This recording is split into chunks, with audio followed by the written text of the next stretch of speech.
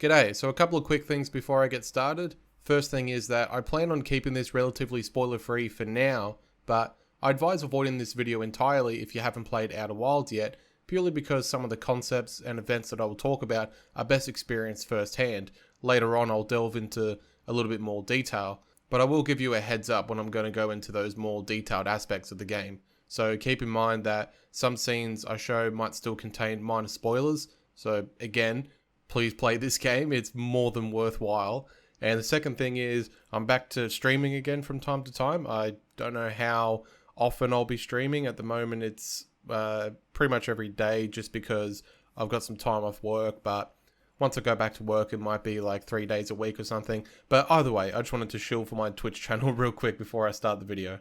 So, onto the video. My sense of discovery and excitement for the unknown absolutely peaked when playing this game. Not to be confused with The Outer Worlds, Outer Wilds is a rather unique game where you're trying to solve the mysteries within your solar system and discover the remnants of an ancient civilization that existed before your time. The beauty of this game is that the hand-holding is practically non-existent. I'm an idiot, so that was a bit of a hindrance for me at times, but I wouldn't want it to be any different outside of optional accessibility related implementations such as hints or tips without relying on a full walkthrough. That might explain why Doom is one of my favourite games. Haha, Chainsaw goes brrrr is a little easier for my dumb brain to comprehend. When you start the game, you are nudged towards a specific direction as a means to kick the game off and set everything into motion, but once you receive your launch codes, you set off in your spaceship and are free to explore at your leisure. I know this isn't the first game to feature you leaving a planet's surface and entering space in real time, but there's something special about this one. You're able to watch all the other planets and moons rotate on their axis and around the sun in real time. Nothing is cold and loaded into a certain state when in proximity. All the planets have something happening on them at the same time and are constantly moving along with whatever planet you might be standing on at the time. Exploration in this game reminded me a lot of exploring the ocean of Subnautica, a vast alien world, or series of worlds in this case, with many unknowns just waiting to be discovered. There may or may not be a slight problem with the sun, but unlike Subnautica, you're able to explore this world freely without having to worry about any out-of-this-world horrors lurking in the...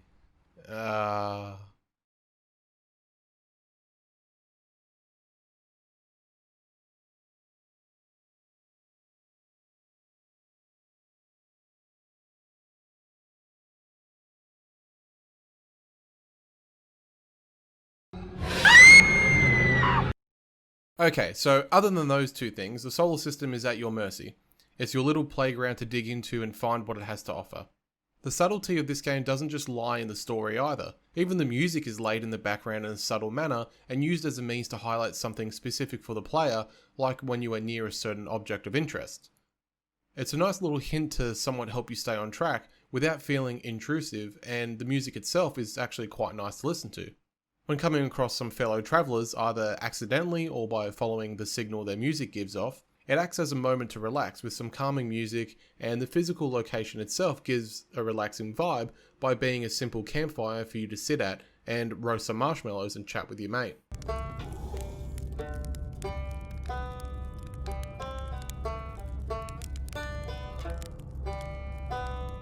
In terms of the story, it takes a very hands-off approach overall. You get to piece everything together yourself. Anytime you discover ancient texts or see a certain event occur, your ship log will be updated to refer back to if you feel the need. Otherwise, you can just piece everything together in your head and keep track that way. I recently learned that that's how the game used to be. There never used to be a ship log, which for me, I was pretty good at sort of keeping track of everything in my head. But for those who kind of want to refer back or might not have played the game for an extended period of time and then forgotten a lot of stuff, it is good that they've added the ship log just to help keep track of what's going on. How everything relates to the mystery of what's happening to your son is for you to figure out. The game won't shove quest markers in your face or provide exposition dumps in the form of journal logs that point to the next required destination. However long you need or want to take to uncover the story is up to you without the feeling of chasing markers. The beauty of some of this background lore as well is that you're not just having bits of the story written out for you to clearly understand and make a picture from. Instead, you're learning about the previous civilization, you're learning about these characters, and they're written in very convincing ways. You get a sense of character about them, essentially. You can sort of tell what kind of interests they had, what kind of personalities they had, and it is really cool seeing them interact with each other, and you learn about the knowledge that they had through their chats between each other. For me, it just felt like a much more natural way to explore the game's story. Due to these approaches to game design, the devs have crafted something truly unique, whilst also remaining interesting enough to incentivize further exploration. The art style is a real treat to look at, especially the lighting. Graphics wise, there isn't anything super realistic or detailed going on here with its simple and stylized look, but good lighting does wonders for any game, and this is just one of the many that shows that to be true. Watching a planet rotate as shade falls over you and retreat once again once the sun comes back into view is an awesome sight to see. For even more appreciation of what went into the lighting, among other things for this game, NoClip did a doco that you should watch. The devs talk about the challenges of creating the lighting for a game that relies on spherical objects, so go ahead and check that out. But that's not the only sight worth seeing. The planets themselves are all unique, both in terms of mechanics and aesthetics. The very first planet I landed on was chosen randomly after exploring the moon of my home planet Timber Hearth, and what I thought was going to be a rocky and desolate planet turned out to be hiding a little more than I expected after I popped the emergency door of a crash pod and was met with a fucking black hole sitting in the middle of the planet. Just this sight alone was enough to have me wanting more, and the sights never stop, I can guarantee you that. I mentioned earlier that I'm a bit of an idiot, and I'll admit that I became a little lost as to what to do next and where to go a couple of times. Whether that's just me being dumb or becoming too accustomed to the majority of games utilizing quest markers and other techniques to guide the player more directly, I don't know exactly. I'm just going to lean towards the latter to feel better about myself. But being challenged to the point I became lost is truly appreciated. The game didn't make me feel lost by putting a bunch of obtuse or really random mechanics in my way that I almost had no way of learning by myself. Instead, it was simply me reading over information and not taking it in properly. It was me who was skipping out on the info and not realizing that I had to apply it to certain situations. And because of that, I wouldn't want that changed for myself specifically in any way, because without that sort of challenge, the game loses one of its greatest features and one of the main aspects that made me fall in love with it so much. The beauty is that if you simply pay attention and play into the logic of the world's physics and the information being presented to you, you can figure out how to progress and where you should be heading. It's not like classic point-and-click adventure games where super convoluted solutions are required to bypass the areas. Not to discredit those games, mind you, but sometimes the way to progress in those sorts of games make you think, how the fuck was I supposed to know that? Or, how does that make any sense? Instead of making sense of the tools provided to you and the systems at play, you're more so using acquired gaming senses and understanding of game mechanics from prior games, either within the same genre or not, to almost guess your way through some of the scenarios, kind of like grabbing a couple of objects and going, maybe these things have to be combined together, or maybe these series of objects have to be interacted with on this particular object. Outer Wilds expects you to pay attention to the concepts presented and actually utilize them to navigate through the mystery of the universe. The mechanics are only going to work in this game due to them being built around this specific story. I haven't played any other game that expected this out of me. You could kind of compare it to Zelda in a way. In the Legend of Zelda games, whenever you go through a dungeon, you might get a brand new item to get you through that dungeon. So whether it be the grapple hook to swing over edges and stuff.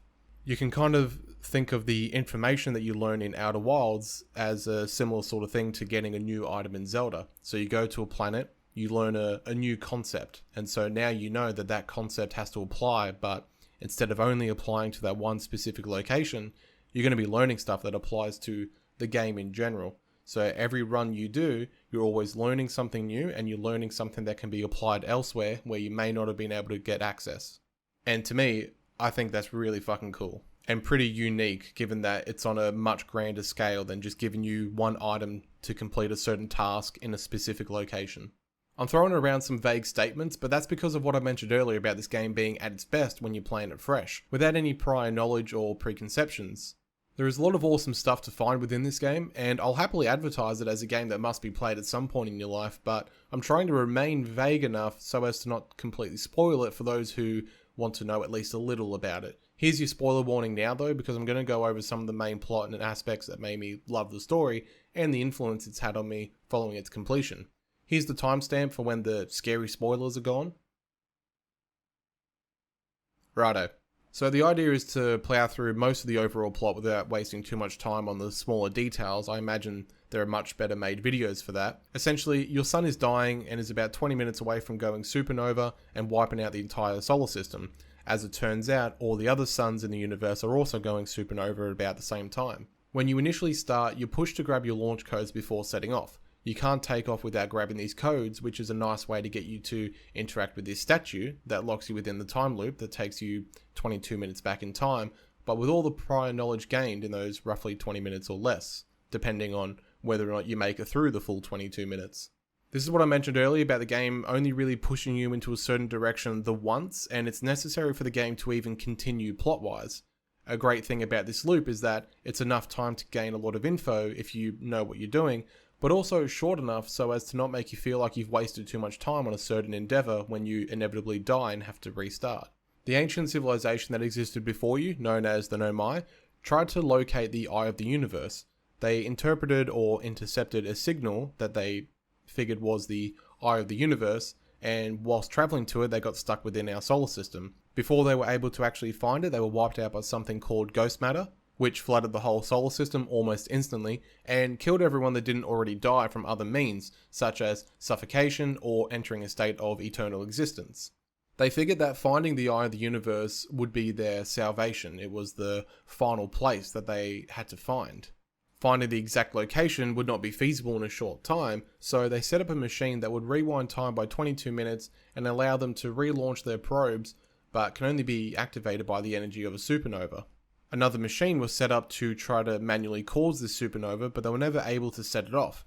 It's only now that the sun is at its natural end that the loop is occurring, and so they managed to connect the probe to one of the statues that rewinds time. So the probe has gone through roughly 9 million launches and has now found the Eye of the Universe. The machine that allows this time loop to occur is powered by a warp drive. The end goal is to discover the location of the Eye of the Universe. Once you have the coordinates, you can take that warp drive out, powering the time loop, and board a Nomai vessel that crashed inside a planet called Dark Reunion! Dark Bramble. The place where these fuckers hang out. You insert the warp drive and are taken to a rather strange place where time and space does not operate how it normally would. Whilst here you seem to travel between dimensions and are met by previous friends, or at least quantum representations of those friends. In the end, you set off a new Big Bang, which gives birth to an entirely new universe. A new cycle starts, and billions of years later, a new race sets up a campfire underneath the vast stars. The TLDR can be broken down as such.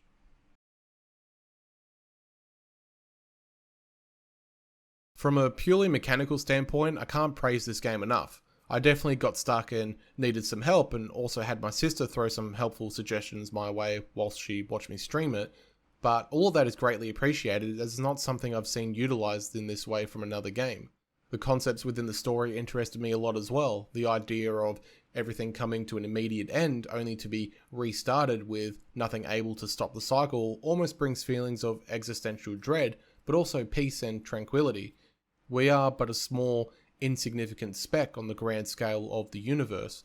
Why should our petty squabbles, wishes, interests, or desires matter when events like the end of the known universe are potentially taking place around us or being set into motion? It's rather poetic to willingly say goodbye to everything you know or have known in order to create a fresh and prosperous beginning for people you'll never meet. It's also really touching to have your crewmates acknowledge that this is the end, but they're happy with what they've done so far and they're excited for what's going to come next, even if they're not going to be around to see it. Welcome back for anyone that skipped the spoilers. So the long-lasting impact this game has had on me since completing it is that it's made me think much harder about my place in the world and what we're all here for. Our impact, what lies beyond both in space and life itself. It also made me realise how pointless and meaningless everything really is. I took the time to read about the planets within our own solar system, which led to talks from various astrophysicists to the Joe Rogan podcast and the many episodes he has done with guests of a scientific background, which has led me to consuming many hours of content to do with the mysteries of this very Earth, such as the lost civilization that potentially thrived in Egypt more than 10,000 years ago, or the people who built Göbekli Tepe. So many awesome pieces of information I was able to seek and learn, which stemmed from a single roughly 12-hour playthrough of a game about a dying sun and the curiosity of a traveller seeking answers.